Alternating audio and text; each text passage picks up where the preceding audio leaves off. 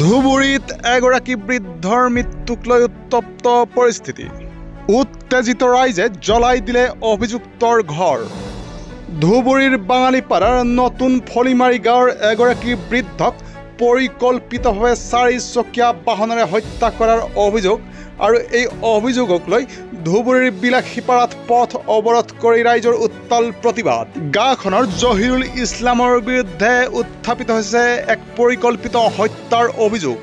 মৃত বৃদ্ধজন মেহেৰ আলী বুলি জানিব পৰা গৈছে আৰু অভিযুক্ত জহিৰুল ইছলামে নিজৰ 4 চকীয়া বাহনেৰে বৃদ্ধজনক খুন দিয়াৰ পিছতে আত্মসমৰ্পণ কৰিছে আৰক্ষী থানাত।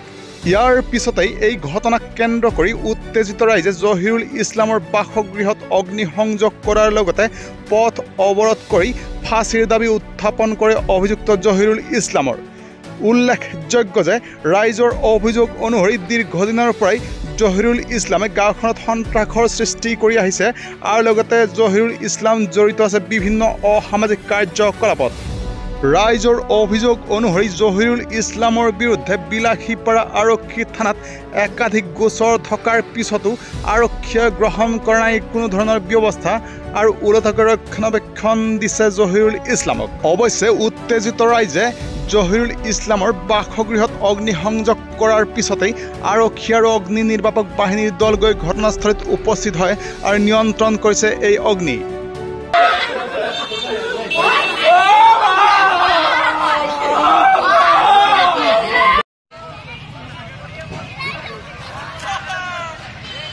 মাইকিটো বাক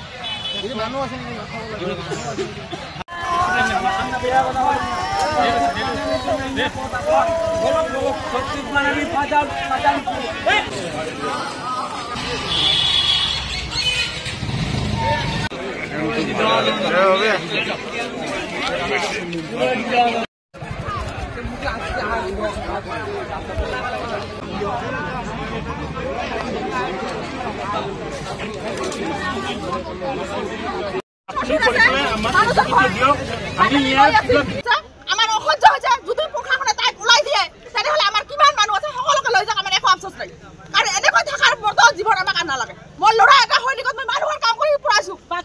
নাম জহুৰুল ইছলাম।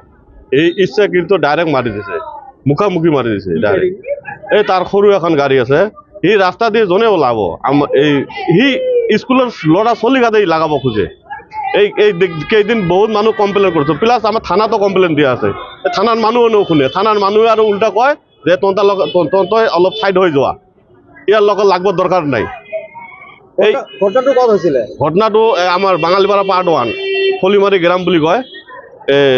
এই ৰাস্তা দি ঘৰত যাই আছে দুপৰীয়া টাইমত, সি ডাইৰেক্ট যাই কেনে ডাইৰেক্ট লগাই দিছে এই জহুৰুল ইছলামে। চাব পাৰে বহুত মানুহ আছে তাতে, মই একলা ক'লে নহ'ব। গ্ৰামেৰ ইনি কোনো সৰু বাচ্চাৰ পৰা আপুনি লগে সোধক, একদম কেঁচুৱা বাচ্চা জনে যিমান সৰু চলি হয় নাকি সোধক, সি ল'ৰাটো কেনেকুৱা। প্ৰশাসনক কোনো এক গুৰুত্ব নিদিয়ে, কায়ো গুৰুত্ব নিদিয়ে। কিবা ই ড্ৰাগছৰ বেপাৰ কৰে, ই কিবা কিবি বেপাৰ কৰে। থানাতো ক'ব, থানাৰ মানুহে নুশুনে। কিবা থানাৰ অফিচাৰো ভয় কৰে তাক চাই, কিয় বা আমি গমেই নাপাওঁ। কিবা এটা ক'ব গ'লে থানাৰ মানুহ উল্টা আমাক খেদায়। এইটো বস্তু গমেই নাপাওঁ কি থানাৰ মানুহ তাক জহুৰুলক কিয় বা প্ৰটেকশ্যন কৰি আছে।